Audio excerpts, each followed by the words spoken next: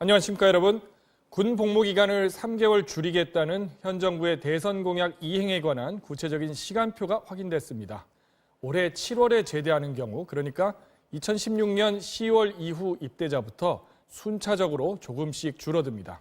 네, 그렇게 해서 결국에는 2020년 육군 입대자의 복무 기간은 현재 21개월에서 18개월로 줄어들게 됩니다. 유충환 기자가 단독 취재했습니다. 국방부의 단축안에 따르면 군 복무기간 단축은 오는 7월 3일 전역자부터 적용됩니다. 21개월을 복무하는 육군의 경우 올 7월 3일 전역자는 2016년 10월 4일 입대자이기 때문에 이 병사들부터 2주에 하루씩 단축 혜택을 받습니다. 쉽게 말해 2016년 10월 4일부터 17일 사이 입대자는 하루, 18일부터 31일 사이 입대자는 이틀, 이런 식으로 2주마다 하루씩 줄어서 1년 뒤인 2017년 10월 입대자는 26일 정도 복무기간이 단축됩니다. 그렇다면 2018년 1월 15일, 오늘 입대하는 육군병사는 언제 제대를 할까요? 2주에 하루씩 계산하면 21개월일 때보다 34일 줄어서 내년 9월 10일에 제대합니다. 추석 연휴 기간에는 집에서 보낼 수 있다는 얘기입니다. 국방부는 이렇게 줄여나가면 2020년 3월 육군 입대자부터는 복무기간이 18개월로 최종 단축된다고 설명했습니다. 해군과 공군도 마찬가지 방식으로 3개월씩 복무기간을 단축해 해군은 20개월, 공군은 21개월로 줄여나갈 계획입니다. 국방부는 국무회의와 대통령 재가를 거쳐 오는 3월까지 이 방안을 최종 확정할 방침인데 대통령 공약 사항인 만큼 예정대로 추진될 것으로 보입니다. 네, 이 뉴스를 보도한 유충환 기자에게 보충해서 몇 가지 더 묻겠습니다. 유 기자, 네. 보도 내용을 보면 결국에는 입대를 늦게 할수록 복무 기간이 줄어드니까 더 유리하겠다. 계산상으로는 그렇게 되는데요. 어떻습니까? 네, 맞습니다. 사실 그런 우려도 없지 않아 있습니다. 우려죠? 네. 하지만 국방부는 그리 큰 문제는 아니라고 생각하고 있는데요. 네. 일단 올해 12월까지 징집은 모두 끝났습니다. 다시 말해서 12월까지 입대 예정자들이 모두 결정돼 있다는 다 얘기입니다. 정해져 있다. 네. 네. 결국에는 내년 입대 예정자들부터 문제인데요. 하지만 내년 1월 입대 예정자들만 보더라도요. 군복무 단축이 2개월가량 혜택을 받게 됩니다. 그래서 국방부는 굳이 억지로 군대 입대를 연기하면서까지 하는 사례는 그리 많지 않을 것으로 것이다. 판단하고 있습니다. 그런데 복무 기간은 사실 육군이 가장 짧은 21개월인데 해군이 23개월, 공군이 24개월이니까 형평성 차원에서 보면 이 해군, 공군도 다 같이 단축해야 맞는 것 아니겠습니까? 네, 맞습니다. 그래서 육군과 똑같이 3개월씩 단축이 됩니다. 그래서 해군은 20개월, 공군은 21개월로 줄어들게 되는데요. 올 7월 전역 예정자부터 2주에 1일씩 서서히 감축해서 네. 급격하게 군 병력을 감축하는 것은 맞겠다는 게 육군과 똑같습니다. 네.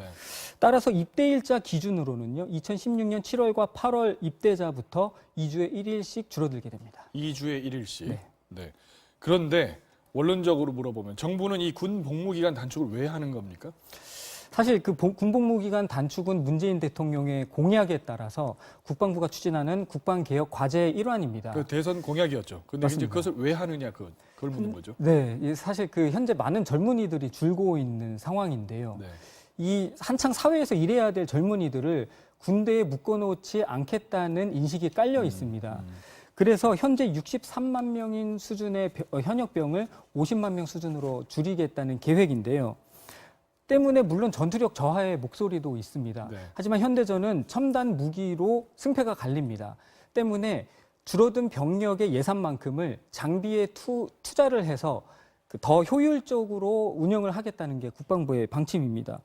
또 현재 많은 병사들이 마트라든지 복지회관 이런 네. 전투와 상관없는 그렇죠. 곳에서 일하고 있는데요. 이들을 전투병과로 전환시키는 것만으로도 전투력의 손실을 상당 부분 막을 수 있다는 게 국방부의 판단입니다. 그렇죠. 그러니까 뭐 병력이 상당히 줄어든다 해도 비전투 쪽을 전투 쪽으로 돌리면 된다 이런 얘기인데 그렇습니다. 그렇더라도 숫자상은 이 꽤 줄어드는 걸로 나와 있거든요. 네. 그래서 야당 반대도 심할 것 같고 이것이 지금 국방부 안대로 시행이 될 것인지 어떻게 보십니까? 네, 사실 바른정당 유승민 대표가 작년에 군복무 단축 감축을 이제 막는 그 금지 법안을 발의를 할 정도로 굉장히 반발이 심할 것으로 예상되고 있습니다. 네. 하지만 군복무 단축 3개월로 줄이는 것은요, 국무회의를 통과해서 대통령의 승인이 나면 시행이 될 수가 있습니다. 네. 더욱이 문재인 대통령의 핵심 공약 사항이기 때문에 큰 변수가 없는 한 계획대로 추진될 가능성이 높아 보입니다. 현재로서는 그렇게 보인다는 얘기죠. 그렇습니다. 네, 그 이후 상황도 지켜봐야 되겠습니다. 네. 네, 잘 들었습니다. 다음 소식입니다. 이번에는 다스 관련 단독 보도 전해드리겠습니다. 네, 다스는 BBK에 투자한 140억 원을 돌려받겠다면서 미국에서 여러 건의 소송을 진행했었습니다. 그런데 그 과정에서 이명박 전 대통령의 집사로 불리는 김백준 당시 청와대 총무비서관이 관여했던 정황이 문건에 나타났습니다. 그 문건을 MBC가 입수했습니다. 이지선 기자가 취재했습니다. MBC가 입수한 다스 내부 자료입니다. 미국에서 벌어지는 BBK 소송과 관련해 다스 실무자와 새로 소송을 맡은 미국 측 로펌 대표 사이의 전화 통화를 누군가에게 보고하기 위해 만든 문서입니다. 이들은 사건 수임료에 대해 의견을 나누던 중 갑자기 김백준 청와대 총무비서관의 이름을 거론합니다. 먼저 대형 로펌 측 파트너 변호사가 다스가 여태껏 사건을 수임해왔던 작은 로펌들에 비해 규모가 크고 명성도 높아 수임료 수준도 훨씬 높다며 다스가 부담하기 어려울 것으로 판단한다고 비싼 수임료 수준을 설명합니다. 이에 대해 다스 실무자는 김백준 총무비서관도 로펌 측이 왜 수임료를 청구하지 않는지 모르고 있다며 김 비서관이 궁금하게 생각하고 있다고 언급합니다. 청와대 살림을 맡은 총무비서관이 일개 중소기업의 세세한 소송 진행 상황을 꼼꼼히 알고 있었다는 건데 이는 곧 청와대가 다스 문제에 꾸준히 개입해왔음을 짐작해야 하는 대목입니다. 다스가 140억 원을 돌려받는데도 김 전 비서관이 중요한 역할을 한 정황을 이미 포착한 검찰은 김 전 비서관이 받은 국정원 특수활동비가 수임료 명목으로 미국 로펌 측에 지급된 것 아니냐는 의혹도 확인할 계획이어서 사실로 드러날 경우 그 파장이 만만치 않을 것으로 보입니다. 이런 가운데 이명박 전 대통령 측은 오늘 20여 명의 참모진이 참석해 최근의 사태에 대한 비상회의를 가졌습니다. 특히 김 전 비서관에 대한 구속영장 청구 등 검찰 수사가 이 전 대통령을 검찰 포토라인에 세우겠다는 의도를 갖고 있다며 표적 수사라는 입장을 반복했습니다. MBC 뉴스 이지선입니다. 다스 관련해서 MBC가 문건을 하나 더 입수했습니다. 다스의 실소유주는 이명박 전 대통령의 형 이상은 씨로 되어 있습니다. 그런데 문건을 보면 이상은 씨는 대주주라면서도 월급을 말단 직원들 명의로 미리 받아갔고 그러기를 10년 넘게 한 것으로 나타났습니다. 뭔가 수상한데 그가 다스의 진짜 주인이 아닐 수 있다는 의혹을 낳고 있습니다. 조국현 기자가 취재했습니다.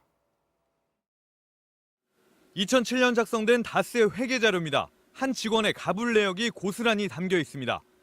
2007년 1월 10일 100만 원과 5천 유로, 5천 달러 등 우리 돈으로 1,177만 원 넘게 한꺼번에 가불받았다고 돼 있습니다.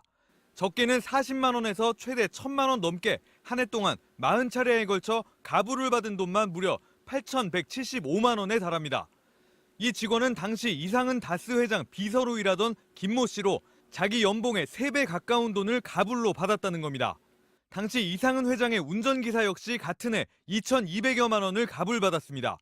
이상은 회장 바로 옆에서 일한 두 사람이 한 해 동안 무려 1억 원 넘는 돈을 가불 형태로 받은 겁니다. 그리고 이 돈을 실제 사용한 사람은 다스의 최대 주주 이상은 회장이었다는 게 해당 직원의 말입니다.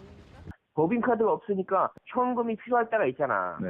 그거를 이제 업무 가불을 하는데 매년 그렇게 했지. 그걸 또 모아놓다가 자기가 또 써요. 저축해요. 생활비 줬어. 이런 방식의 수상한 가불은 1997년부터 계속돼 오다 2008년 특검 조사로 비자금이 드러나 회계 방식이 전자 방식으로 바뀐 뒤에야 중단된 걸로 알려졌습니다. 이명박 전 대통령의 최측근인 김성우 당시 대표도 이를 알고 있었지만 굳이 막지는 않았다는 게 이 직원의 말입니다.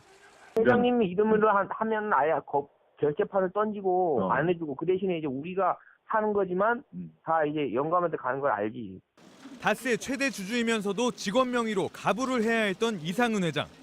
검찰은 결국 이 회장이 다스의 실소유주가 아닐 가능성도 높은 것으로 보고 실소유주를 밝히기 위한 수사에 고삐를 죄고 있습니다.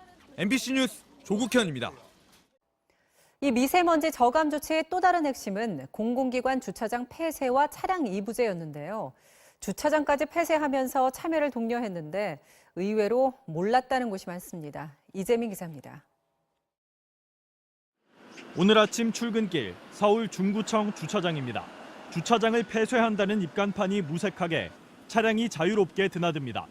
취재진을 발견한 구청 직원들이 나와 황급히 주차장 셔터를 내립니다. 그리고 이미 주차된 차량들을 부랴부랴 빼냅니다. 연락처에서 지금 끼고 있는데 전 팀장님이 빼시라고 다 빼라고.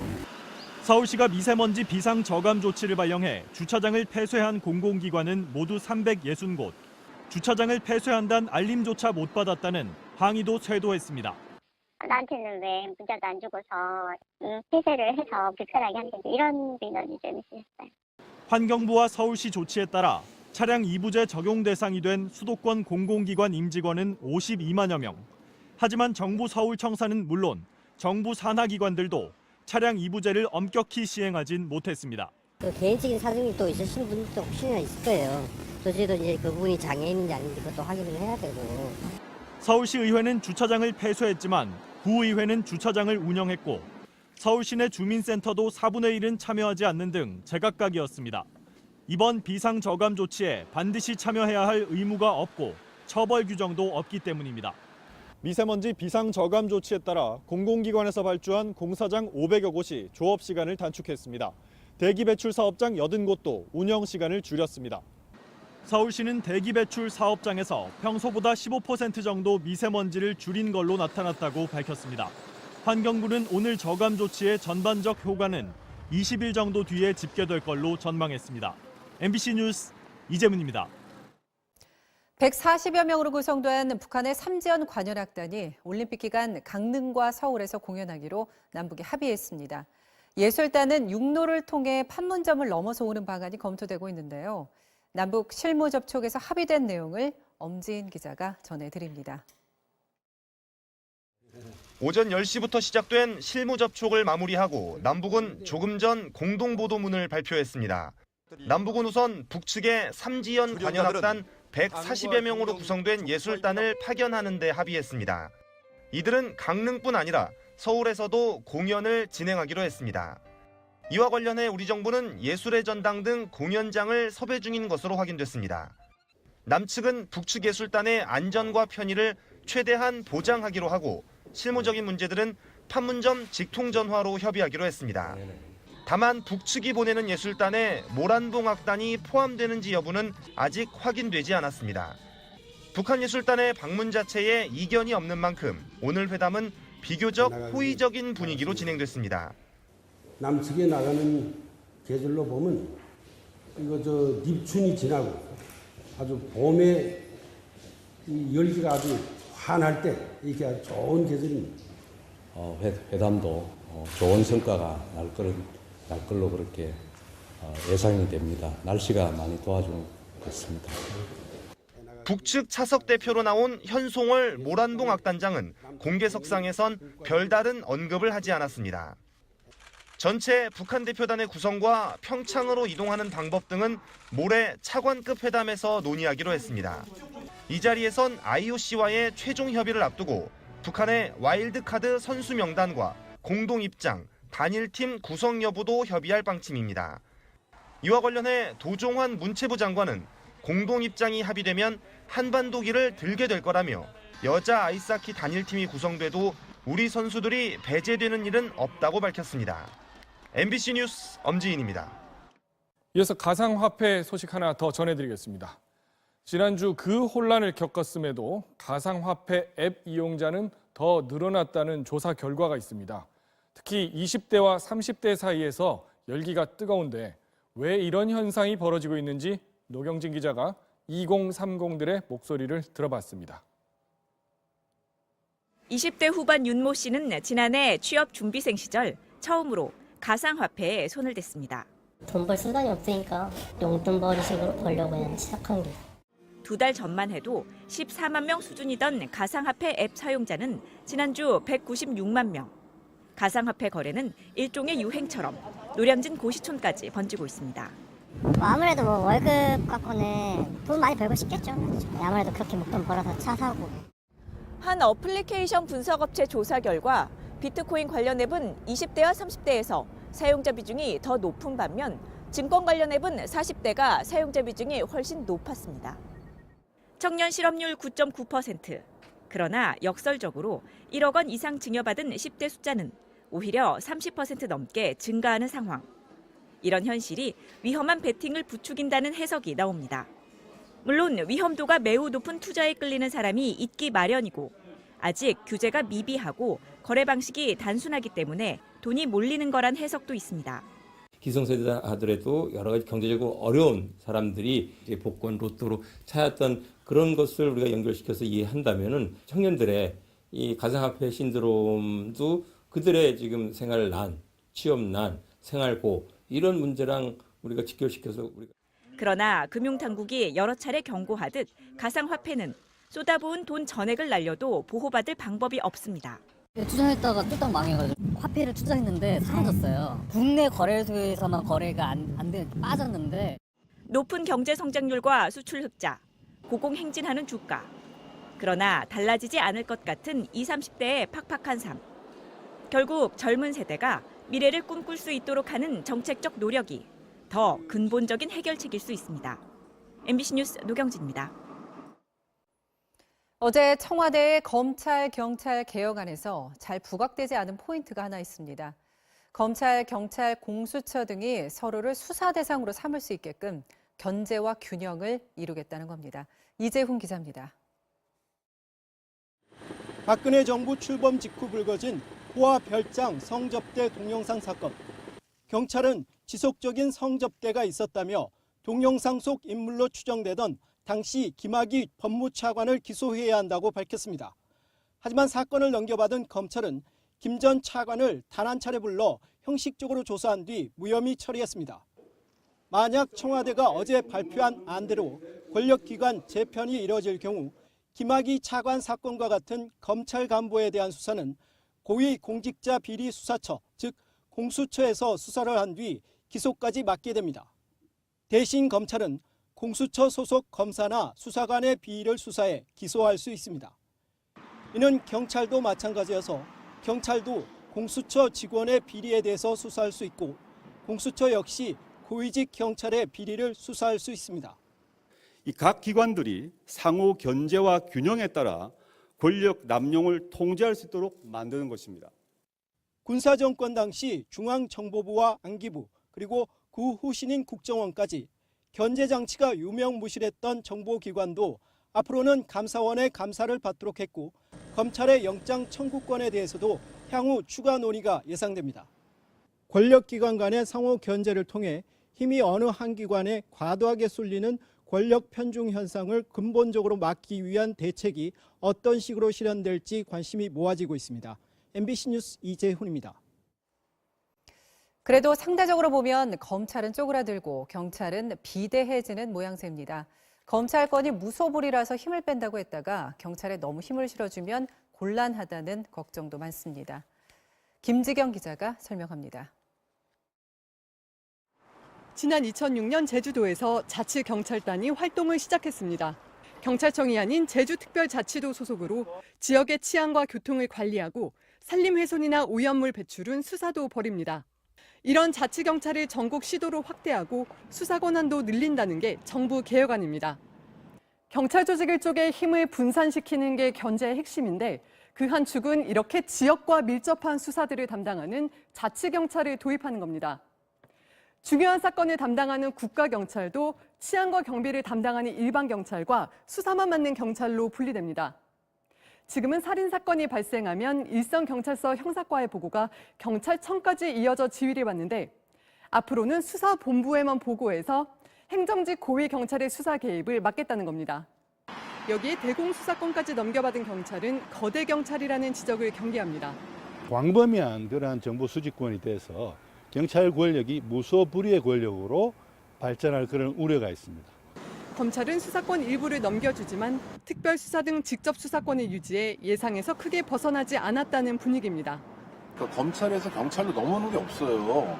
검찰이 직접 수사도 하고 기소권도 가지고 형 집행권도 가지면서 이 때문에 검찰 역시 복잡한 손익계산 속에 공식적인 반응을 자제하고는 있지만 세부적인 조정이 이뤄질 국회 사법개혁특위 논의에 촉각을 곤두세우는 분위기입니다.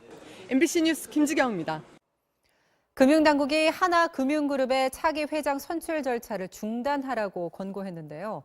하나금융이 이를 거부하면서 양측이 정면 충돌했습니다. 현 김정태 하나금융 회장을 둘러싼 각종 의혹 사건에 대해서 검찰이 수사에 착수한 것으로 확인됐습니다. 김재경 기자입니다. 금융감독원은 현재 진행 중인 하나금융 관련 검사가 끝날 때까지 하나금융그룹의 회장 선출 절차를 중단하라고 지난 12일 권고했습니다. 하지만 하나금융 회장 추천위원회는 오늘 예정됐던 회장 후보자 면접을 강행했습니다. 회추위는 권고를 수용하지 않고 선임 일정을 진행하겠다는 입장을 밝혔습니다. 이번엔 최종구 금융위원장까지 직접 나서서 경고 메시지를 던졌습니다. 금융은 특별하기 때문에 우리가 하는 일은 언제나 옳고 어떠한 경우에도 간섭받아서는 안 된다는 식의 잘못된 우월의식에 젖어 있는 분이 있다면 빨리 생각을 고쳐야 할 것입니다. 금감원이 들여다보는 김정태 하나금융 회장 관련 의혹은 여러 개입니다. 먼저 김 회장이 최순실 국정농단 사태와 관련해 안종범 전 경제수석의 청탁을 받아 정유라 씨의 불법 대출을 도와준 혐의를 받고 있는 하나금융 직원 이상화 씨를 임원으로 특혜 승진시켰고 최순실 일가가 관여한 것으로 알려진 기업 아이카이스트에 대해 부실 대출을 지시했다는 겁니다. 또 자신의 아들과 특정 사회 이사가 운영하는 회사들의 물티슈 제품 등을 그룹 차원에서 대량 구매한 의혹도 있습니다. MBC 취재 결과 검찰은 김 회장 관련 비리 사건을 서울중앙지검 특수 1부에 배당하고 수사에 착수한 것으로 확인됐습니다.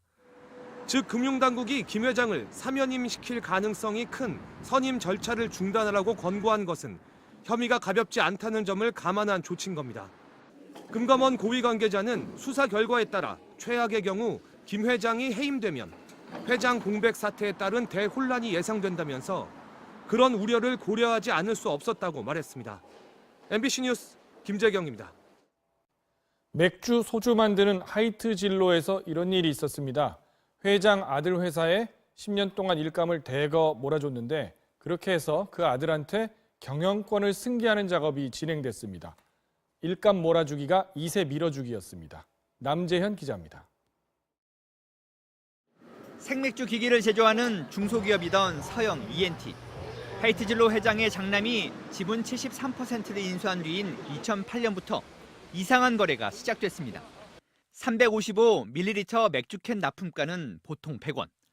그런데 제조시설도 없는 서영 E&T가 끼어들어 2원을 얹은 뒤 하이트 진로에 납품했습니다. 실제 생산을 하지 않는데 중간에서 유통비용을 늘려 매출을 잡는 이른바 통행세 방식입니다. 4년여 동안 56억 원을 더 벌었고 매출은 8배 가까이 치솟았습니다. 재무 건전성이 나빠질 조짐을 보이자 하이트 진로가 나서 이면 합의서를 써준 뒤 비싼 값에 서영 E&T의 자회사를 하이트 진로 협력업체에 팔기도 했습니다. 사업 경험이 전무한 서영 E&T가 중소기업 시장에도 침투하여 중소기업의 공정한 경쟁 기반을 심각하게 훼손했습니다. 이런 과정을 통해 서영 E&T는 지주회사 지분을 27% 넘게 확보했고 하이트 진로는 아버지에서 아들로 경영권 승계가 거의 마무리된 상태입니다. 공정위는 이를 계열사 부당 지원으로 보고 100억 원대 과징금과 함께 검찰에 고발했습니다. 하이트 진로 측은 맥주캔은 경쟁사 가격대로 올려받았고 자회사 매각 가격도 적정했다면서 행정소송으로 맞서겠다고 밝혔습니다. MBC 뉴스 남재현입니다. 대표적인 친박계 의원인 자유한국당 홍문종 의원이 불법 정치자금을 받은 정황이 검찰에 포착됐습니다. 그가 이사장으로 있는 사학재단이 오늘 압수수색을 당했습니다. 임현주 기자입니다. 오늘 아침 경기도 의정부시에 있는 경민학원재단 사무실에 서울중앙지검 특수부 검사와 수사관들이 들이닥쳤습니다. 검찰은 재단 회계 서류 등 업무 자료와 컴퓨터 하드디스크에 저장된 전산 기록을 확보했습니다. 검찰의 압수수색이 이뤄진 경민학원은 친박계 의원인 자유한국당 홍문종 의원이 지난 97년부터 재단 이사장을 맡고 있는 사학재단입니다. 검찰은 일단 홍 의원이 재단을 위해 써야 할 수억 원대의 자금을 빼돌려 불법 정치자금으로 활용한 혐의를 포착하고 수사에 들어갔다고 밝히고 있습니다. 하지만 지난 2014년 지방선거 당시 홍 의원이 새누리당 사무총장으로 공천에 상당한 영향력을 행사하는 위치였다는 점을 주목하고 있습니다. 출마 희망자들이 경민학원에 기부금 형식으로 돈을 전달하면 나중에 홍 의원이 이를 빼내 정치자금으로 사용했다는 의혹이 제기된 만큼 이 부분도 살펴보겠다는 게 검찰의 입장입니다. 실제로 검찰은 지난 4일 공천헌금을 받은 혐의로 구속된 자유한국당 이우현 의원을 조사하는 과정에서 홍 의원의 불법 정치자금 수수 혐의 등을 포착한 것으로 알려졌습니다. 이 때문에 검찰은 일단 홍 의원에 대한 사학재단 자금 횡령 의혹 등에 대한 수사라고 밝혔지만 이번 수사가 최경환, 이우현 의원 구속에 이어 친박계 의원 전반에 대한 공천 헌금 의혹 수사 등으로 확대될 가능성도 현재로서는 배제하기 어려워 보입니다. MBC 뉴스 임현주입니다. 자유한국당 홍준표 대표가 오늘 문재인 대통령 열성 지지층을 문슬람이란 은어를 써서 비판했습니다. 이슬람을 부정적으로 언급해 우려스럽다는 지적이 있는데 여러분이 판단해 보시죠. 김희용 기자입니다. 현재 여론조사는 왜곡되어 있다. 자유한국당 지지율이 낮은 이유는 나치의 선전장관인 괴벨스식 나라 운영 때문이라고 홍준표 대표는 주장했습니다. 이런 괴벨스 정권은 아마 국민들이 곧 알게 될 겁니다. 전부 대다수가 그게 아니다 알게 될 겁니다. 신문과 방송, 인터넷 포털까지 장악한 정부가 인터넷 댓글까지 정권 유지에 이용하고 있다는 주장도 반복했습니다. 국정원 댓글은 불법이고 문슬람 댓글은 적법합니까? 아니죠. 문재인과 이슬람을 합성한 문슬람이란 용어를 사용했는데 불과 얼마 전까지도 아랍에미리트 관련 의혹을 부추기면서 청와대가 중동과의 관계를 파탄내고 있다고 비난하던 제1야당 대표가 외교적 마찰이 우려되는 용어까지 등장시킨 겁니다. 과열 분위기의 가상화폐 시장이 희망 잃은 이 시대 청년들의 희망이란 주장까지 들고 나왔습니다. 가상화폐 쪽에 몰릴 수밖에 없는데도 그것마저 없앤다고 하고 있습니다. 이 나라 청년에게 희망을 앗아가는 그런 정권이 되고 있습니다. 홍 대표는 이번 지방선거에서 좌파 문재인 정부를 척결해야 한다는 살벌한 표현을 써가며 승리를 외쳤습니다. 6.13 필승! 6.13 필승! 6.13 필승!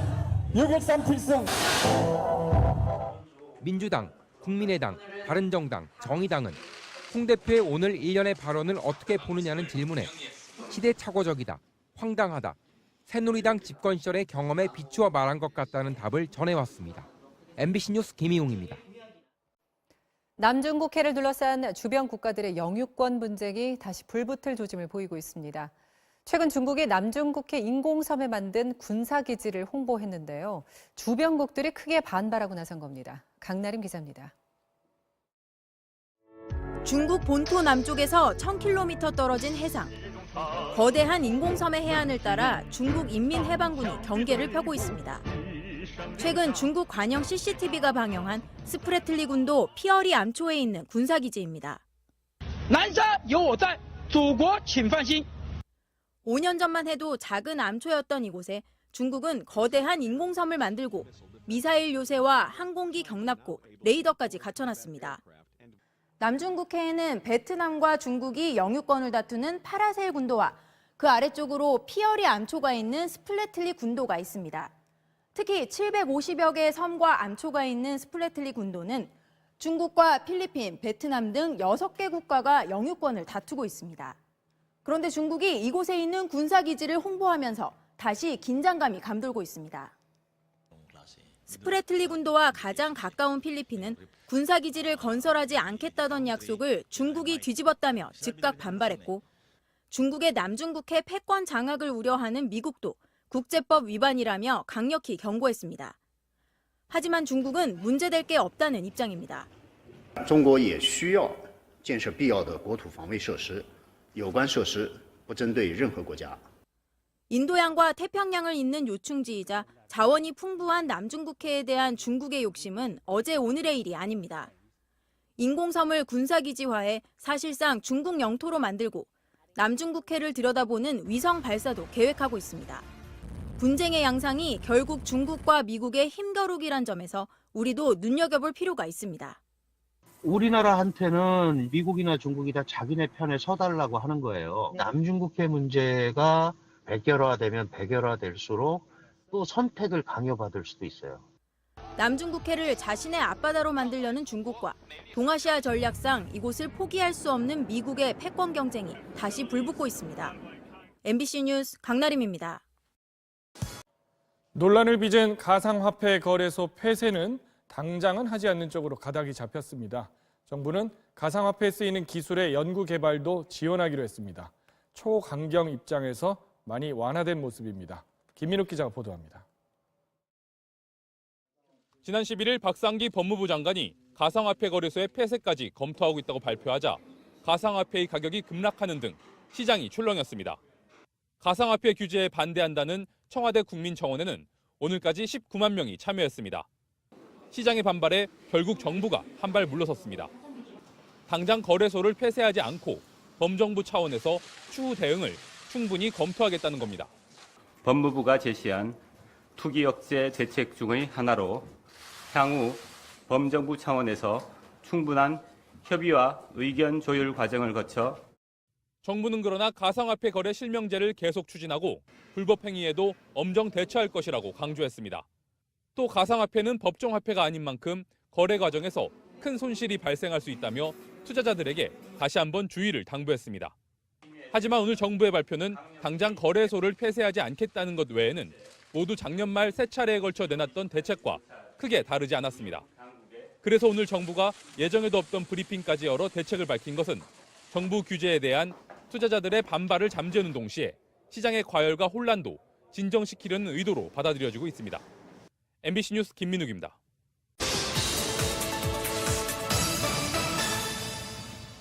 네, 뉴스 새로 고침에서 가상화폐 소식 이어가겠습니다.